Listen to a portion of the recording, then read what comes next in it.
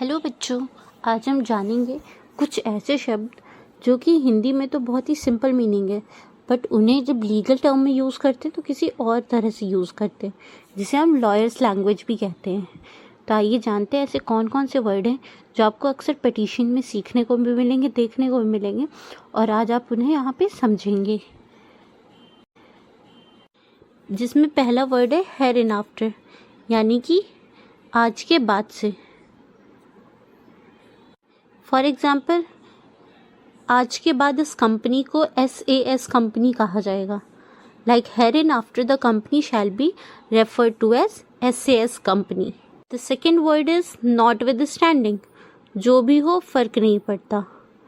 For example, जो भी हो इस नियम का पालन करना होगा। Not with standing anything contained here in this rule shall be compiled with. The third word is prima facie, पहली नज़र या फिर प्रथम दृष्टया। फॉर एग्जाम्पल, पहली नज़र में यह मामला सही लगता है। Prima facie the case appears to be genuine. The next word is whereas, देखो बात ऐसी है।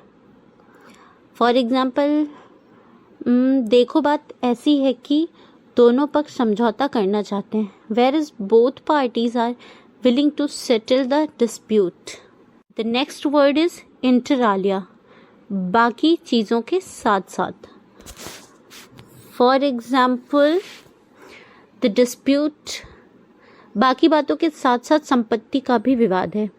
The dispute relates inter alia to the property. The next word is sub judice, case court में चल रहा है तो पब्लिक डिस्कशन अवॉइड करो। फॉर एग्जाम्पल, यह मामला कोर्ट में चल रहा है इसलिए सार्वजनिक चर्चा से बचें। The matter is sub judice, therefore public discussion should be avoided. The next word is without prejudice, हम मान नहीं रहे कि गलती हमारी है। For example, हम बात करने को तैयार हैं लेकिन इसका मतलब ये नहीं कि गलती हमारी है। This offer is made without prejudice to our rights and contentions. The next word is deponent, यानी कि वो बंदा जो स्टेटमेंट दे रहा हो। फॉर एग्जाम्पल, जो व्यक्ति शपथ पर बयान दे रहा है वही बयान करता है।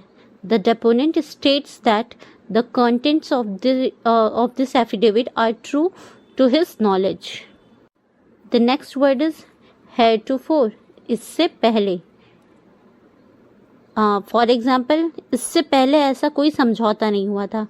Heretofore no such agreement had been executed. I hope बच्चों आपको ये चीज़ समझ में आई होगी विद एग्जाम्पल, और इसके नेक्स्ट पार्ट के लिए कमेंट करें पार्ट 2।